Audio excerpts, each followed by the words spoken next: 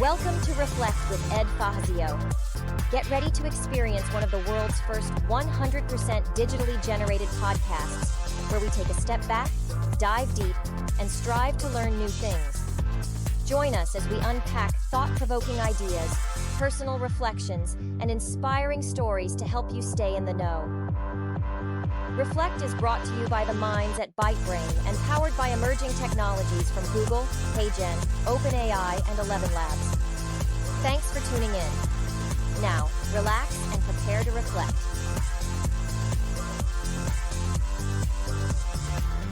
Welcome to Reflect, one of the world's first 100% AI-generated podcasts.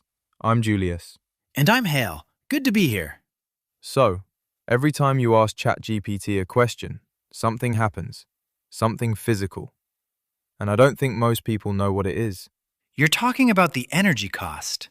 I'm talking about the fact that Amazon just got a permit to build a natural gas power plant in Pecos County, Texas. On site, dedicated to powering an AI data center.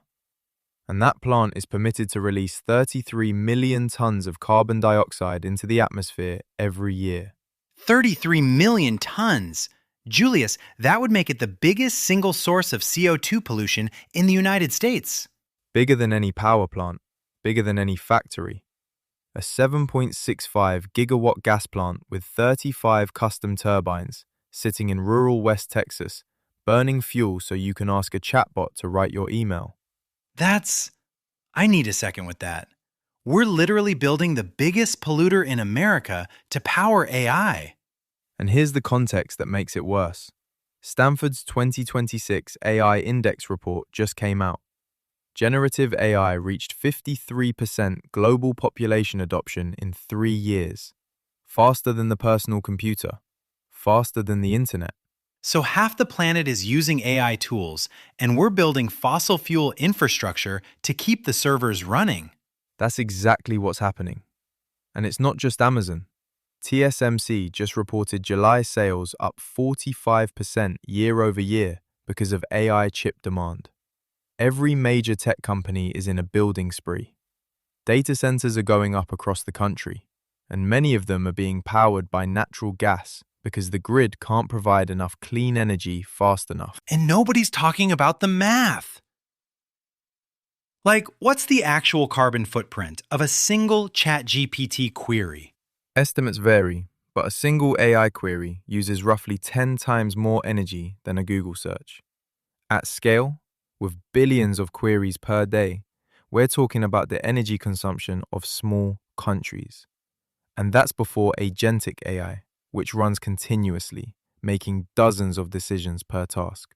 So it's about to get way worse. Because agentic AI doesn't just answer a question and stop. It runs, it loops, it calls APIs, it's always on. Right. The shift from chatbot to agent is also a shift from occasional compute to continuous compute. And continuous compute means continuous energy. You know what this reminds me of? Rachel Carson, Silent Spring, 1962. Tell me. Carson wrote about how DDT was being celebrated as a miracle. It was saving crops, it was eliminating malaria. Everyone was focused on the benefit. Nobody was looking at what it was doing to the ecosystem, the birds, the water, the entire food chain. And by the time people connected the dots, the damage was already deep. So you're saying AI is our DDT? I'm saying we're celebrating the miracle without counting the cost. We're talking about AI adoption rates, about billion user milestones, about productivity gains. And somewhere in Pecos County, Texas, they're clearing land for a gas plant that will emit more CO2 than any single facility in the country. To be fair, the tech companies would push back. They'd say they're investing in renewables. They'd say they have net zero commitments. Amazon itself has a goal of powering operations with 100% renewable energy by 2030. And yet they just permitted a 33 million ton natural gas plant.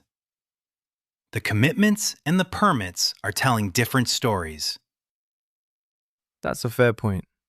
And there's a deeper tension here.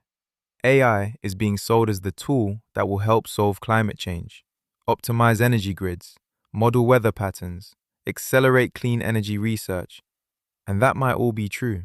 But the tool that helps solve the problem is also the tool that's making the problem worse. It's a paradox. It is a paradox. And I think the honest answer is that we don't know yet which side wins. If AI helps us discover better battery chemistry 6 months faster, does that offset the carbon cost of running the models? Maybe. But right now, the emissions are real and the benefits are theoretical. And the emissions aren't theoretical. They're permitted. They're 33 million tons. They're in regulatory filings. The benefits are in press releases. Okay, that's uncomfortably accurate.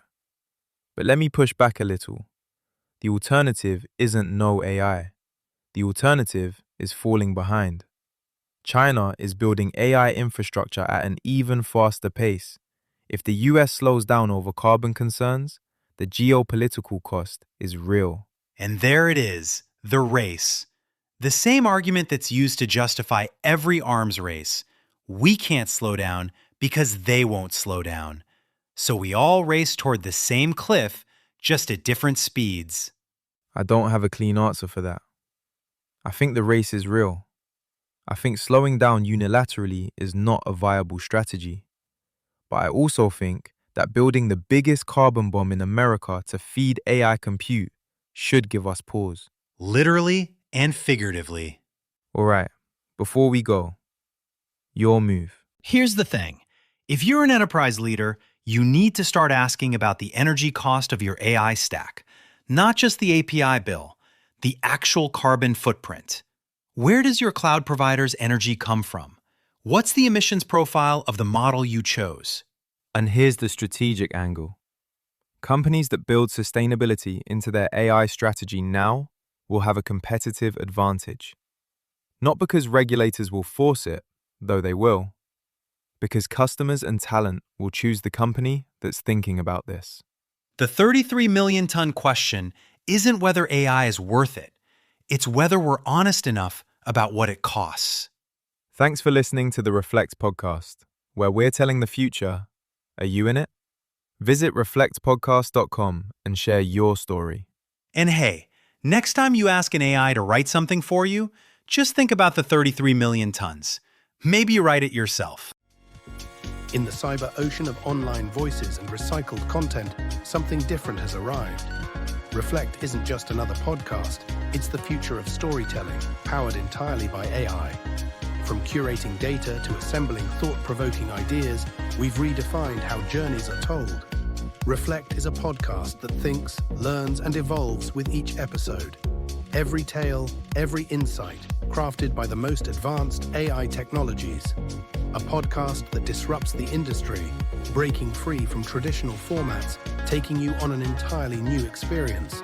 So tune in now and reflect. We're telling the future.